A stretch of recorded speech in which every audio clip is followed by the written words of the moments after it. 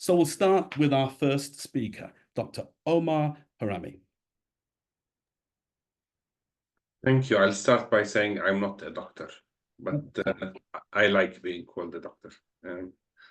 So thank you for the invitation and thank you for having me.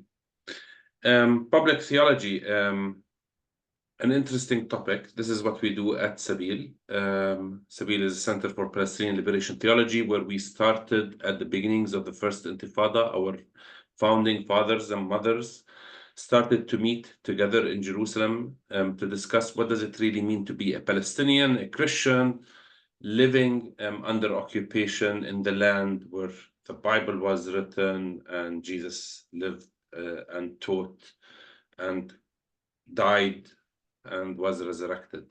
So what does it really mean? So what we basically do in public theology, in liberation theology, we have different Bible study groups. We come, we read the scripture of the week, and we just reflect and we discuss it. And it's very important because it's really where you start with public theology is where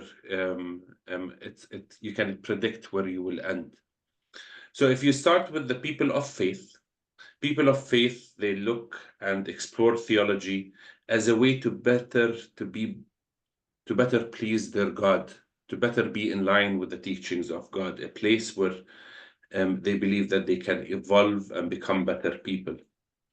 But also we've been in circles where theology is takes a different nature, where people actually who don't have faith, and they are people who desire or love power, they use theology in a way to control, manipulate the people of faith so that they have an understanding of faith that would be in line to please the people in power.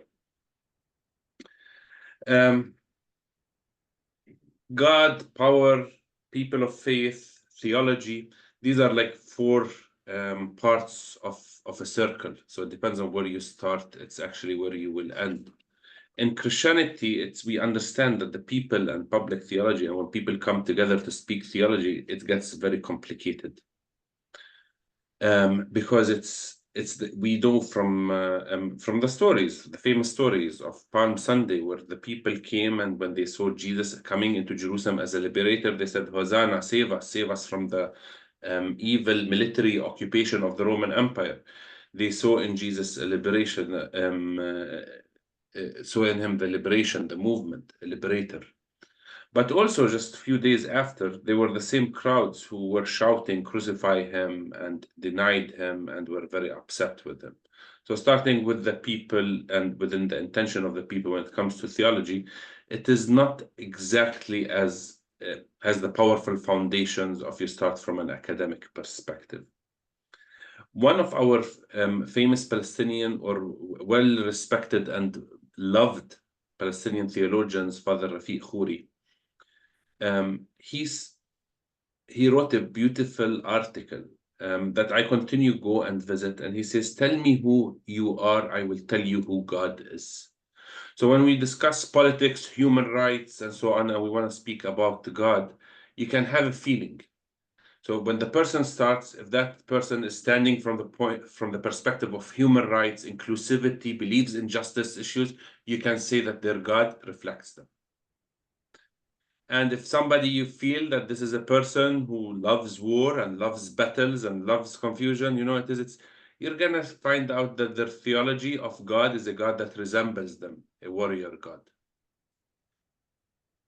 That is the reality. So tell me who you are. I will tell you where your theology is. If you start with the foundations of human rights and respect that there are even rules for war. War is evil, but war has rules. And if you are willing to justify the killing of people, then I'm sad to tell you that God looks very much like you. It's not a good image. And if you are a person who loves peace and you are willing to stand for justice, even against your own crowds, we will call you a prophet. And this is what the scriptures have called. Thank you. Thank you. For some reason, my video isn't coming up, but thank you very much for that introduction. highlighting the interrelationship between power, human rights, and personal being political. Thank you. For some reason, my video isn't coming up, but thank you very much for that introduction. Highlighting the interrelationship between power, human rights, and personal being political.